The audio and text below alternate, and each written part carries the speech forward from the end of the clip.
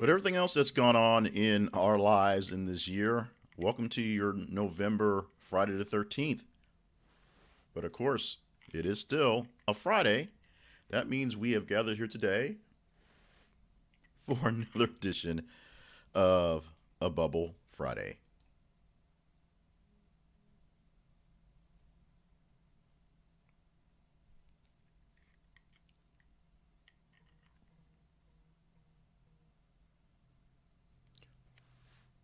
I am Jay Cleveland Payne. I am blowing bubbles at you here in my browser window from my office at work at 8 a.m. on a Friday morning. And why is that? Because it's basically the only time I get a chance to do any sort of thing like this. And of course, remind you of Bubble Friday. Bubble Friday is a moment in time. Fridays mostly, but if it's not quite your Friday, you do what you want to do, where you take a moment to just relax and enjoy the fact that you've enjoyed your work week. Now, there are people out there during these troubled times, we'll get to those in a second, that aren't working as much as they want to or basically working all the time. Unfortunately, coronavirus aside, I basically work all the time anyway, so calling this a bubble Friday, my Friday per se, is a bit of a misnomer. But it is the end of the work week for my normal big time 40-hour week job. So take the time with you out there who also have off after Friday, have a weekend of some sort, to just enjoy, relax, and just celebrate the fact that you did survive this last 5 days of work or whatever your shift is. If you're not into going to Walmart and walking out with large containers of bubbles because a little too old for that, you don't have kids and can't explain it, well, there are other ways to kind of be in the vibe as well. We do bubbles because at a past job, what we did, we just kind of came up with some sort of way to have some fun together, and we just pulled out bubbles and started blowing bubbles in our little break area. Stuff you can do when you're out working around crazy radio people. If you want to wait till after hours and enjoy other types of bubbles, as long as you are of legal age and be responsible, I'm all for that. Something that I'm doing a lot more these days that may say more about about my stress levels at work than it should, but there you go. Or you just simply take a moment and just inhale and exhale. You're not so much blowing bubbles, but you're blowing out the stress of the week and getting yourself into a time for the weekend, hopefully for a weekend or a time off, to just sort of chill out and relax and recharge and go forward. So that's something that I take a couple minutes to remind you that it is Friday. Double Friday is just kind of notwithstanding, but it's Friday, so congratulate yourself for making it through your week and take a little time this weekend to enjoy yourself, or at least to, if you can't really enjoy yourself, because like me, I work extra hours, also take some time to just sort of chill out, relax, and just blow off the steam of the week. Find some way to re-energize yourself, some way to invigorate yourself, some way to just relax. If it's aromatherapy, if it's bubble baths, if it's the little tiny bubbles, you can go with that route. You see me looking kind of scruffy, but in a way, it is November. Even though there's not a lot of big fanfare for it apparently this year, because basically it's kind of been no shave for a lot of folks. No shave November is still a thing, and it's apparently still a thing. And so I am choosing to focus on this, although this will take care of, I think, tomorrow. I think once I thought about it, when I shave my beard, I also shave my head, and since I haven't done one, the other hasn't been taken care of, so I have to basically keep that up because I don't look like a true ragamuffin. Also, hopefully the sound sounds very good on this video. You can't see it, but right here, literally right here, I've mounted one of my better microphones that are here. It's the resolution for the camera, and this is how close I am adjusted. Otherwise, it'd be in the shot, which I don't mind. Also, I am monitoring myself, so for I can hear myself talk. Which, if you don't do a lot of broadcasting type stuff, you don't do a lot of, like I do radio and television. If you don't do that type of stuff, and you're just sort of doing your Zoom meetings and you're talking to your camera and your speakers come out, you don't really realize how it sounds, how the clarity is when you can hear the words you're saying and hear how you sound, as opposed to the whole conduction of ears and whatnot. So that's a little inside.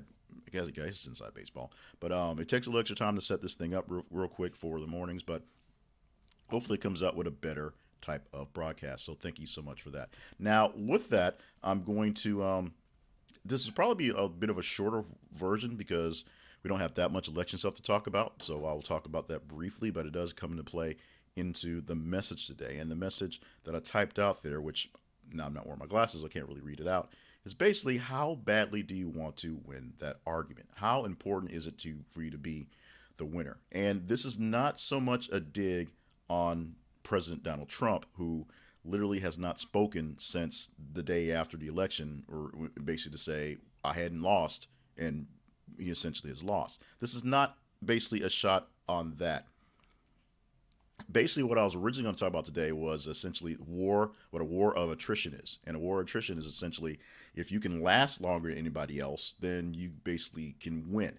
If you have enough resources, enough people, enough manpower to just kind of outlast everybody going on there, that is the best way to win. And that came up because I had a little discussion about my lack of radio career right now, and it went back to a interview that a radio host did while I was working on the radio for one of the shows that was on my stations, and it basically talking about the fact that he had such a longevity in the business.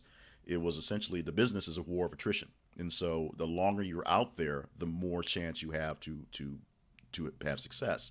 And the longer he was out there in the younger days, the more that he kind of made sure that he was being seen, the better chance he had a chance to latch on to other things. And at this point, he's one of the old guard, and it's just a matter of kind of not so much coasting, but making sure you stay relevant enough so that some young pup doesn't knock you off. It's a war of attrition. He's been out there long enough that all the guys that were alongside him have faded away. So now he worries about the people, the upstarts, as opposed to the guys that were more or less his peers, because they've all found their niche and gone.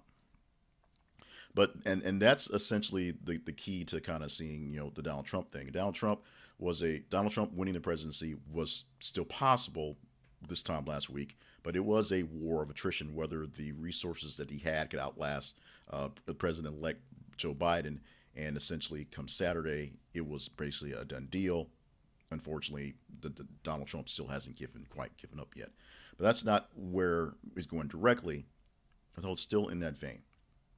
So let me just start off by explaining the radical concept that that came to my mind during a conversation with my wife, and we were not having an argument, but we were talking about something and then just kind of opinions and going back and forth and how people don't give up on stuff. And so I made this observation to her. I said, let's pretend that you and I are having an argument. And it doesn't really matter how big a deal the argument is. It could be what we have for dinner. It could be what we want to do with Johanna. It could be do we want to sell the house. It could be something. It could be one of us have actually done something wrong and we're just going back and forth. We are having an argument. We're having a discussion. We're going back and forth. And, like normal people in normal situations, probably yelling and screaming and going back and forth and not doing anything rational. So if I pull out a shotgun and shoot her, my wife, in the face because we're having a conversation. So if I pull a shotgun and shoot her and shoot you in the face, then I win the argument.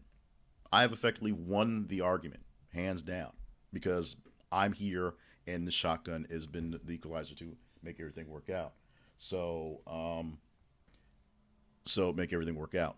So what happens in that case is the extremity that I decided I need to go to win that argument was pull out a shotgun. To which she said, well, what kind of argument is worth that much that you need to pull out a shotgun to claim victory? Which is the entire point.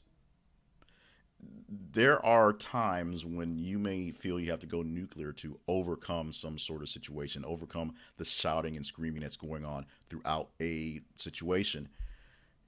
There are times when you feel like you may need to do that. And most of the times when you feel like you need to do that, you don't. There are very few times, if any, where you need to go to that extreme level to pull off a win, to get a big deal, to make things work out. Most cases can be fixed in conversation. It can be fixed by talking it out. It can be fixed by waiting it out. It can be fixed with attrition. Or maybe they can't be fixed and you just walk away. Is it ever really real? ever really necessary to basically pull out a shotgun and shoot your opponent in the face, shoot your rival in the face to get the win. This is above cheating. This is above ranting. This is above trying to force things down. This is a serious question. How badly do you need to win that argument? And is that argument even worth having the argument in the first place?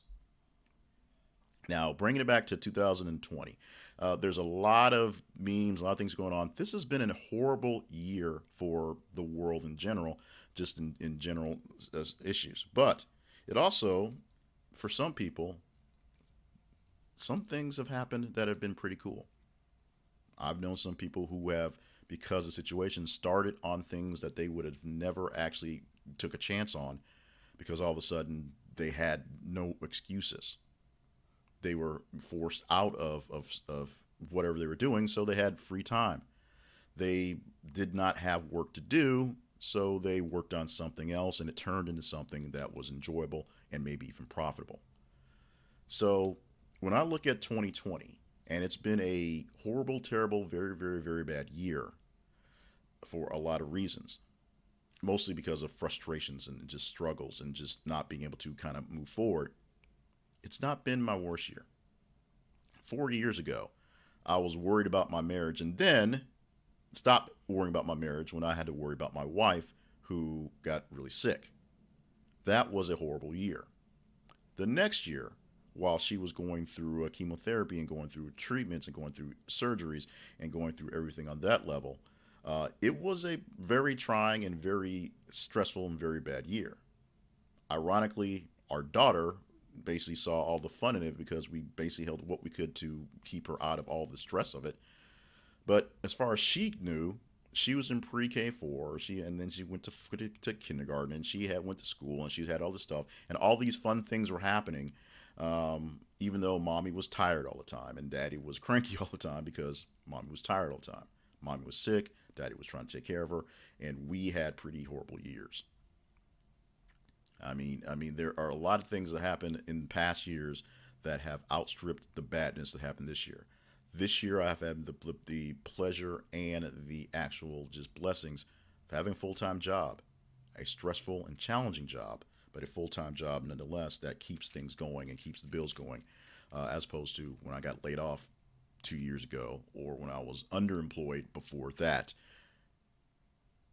2020 is not going to be a grand year. I'm not going to say it was great, but for some people, it hasn't been as bad as others. Now, granted, it's been a pretty crappy year with coronavirus and the presidential election and the divide that's going on politically and just kind of situations. But how bad do you want to win the argument of this has been the worst year ever? For some who've lost loved ones, who've lost jobs, who don't know what the next step is, it's been a pretty bad year. But for others, it's not been as bad as the past, and it won't be as bad as something coming up in the future. So think about that as we contemplate just what we're expecting for the next year, 2021, coming up in 2 months, 11 months, whatever. We're coming up for the next presidential cycle coming up in January when the new president is installed. Coming up in the next decade, it's a 0-0. So now we're in a 20-0.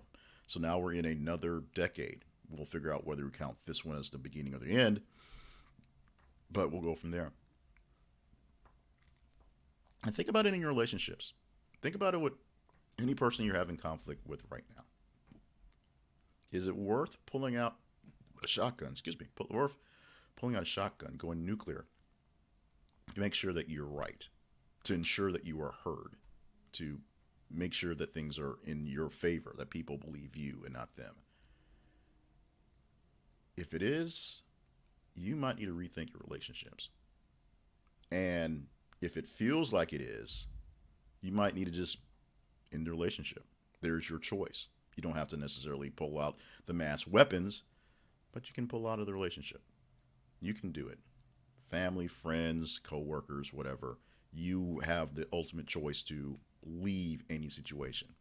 No one can force you to do much of anything other than pay your taxes and things like that. Smile at unicorns. That's my daughter makes me smile at unicorns because I don't have a choice on that one. So that's it. We're going to wrap this thing up quickly. I'm already being summoned for things even earlier than normal in this case. So hopefully this came out coherent. Hopefully this came out pretty well. Let me know in the comments wherever you're watching this on Facebook or YouTube in the past or the future. And let me know if you're watching it live or watching it in the future. I always mix it up. Don't forget, it is Bubble Friday. The whole point of this is to really celebration, the end of a work week. So enjoy the fact that you got through this week. But think about that. Your homework for this week is think about what I said. Do you really need to go nuclear with that argument? Is it really worth that much effort? You can support me chatting so much by going to buymeacoffee.com/jclevelandpayne. That's one of the ways you can help me go out. You can also check out jclevelandpayne.net/podcast. Listen to one of my podcasts this week. Anyone will do. Nothing really big to promote this week. Put a lot of work into a lot of them this week. So hopefully there's something along the lines for more somber motivation, basically what I call this, more new stuff or technical stuff or fitness stuff or whatever. It's a big network that the whole plans. One of the things that I'm disappointed about this year was my big planned network of shows did not come out as well as I wanted it to. But it's not as bad as a year where I found out my wife had cancer. That year was a really bad one. So I'm celebrating the wins for this week, celebrating the wins for the year, celebrating my position as I do right now.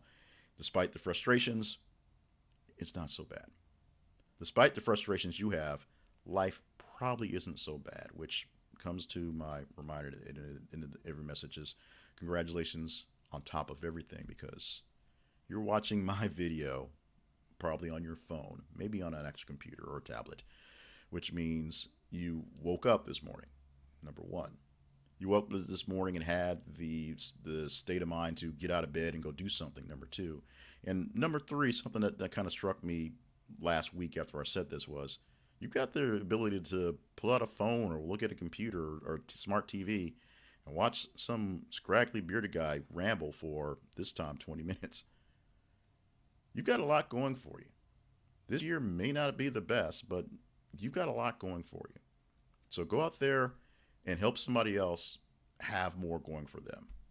Do a solid for somebody else, whether they know it or not, whether they deserve it or not, whether they are great for it or not. With that, I got to get out because I'm already being summoned. So thank you so much for joining me on this Bubble Friday. Let me know in the comments how well or unwell I did. And buymeacoffee.com/jclevelandpayne. Everything helps. Thank you.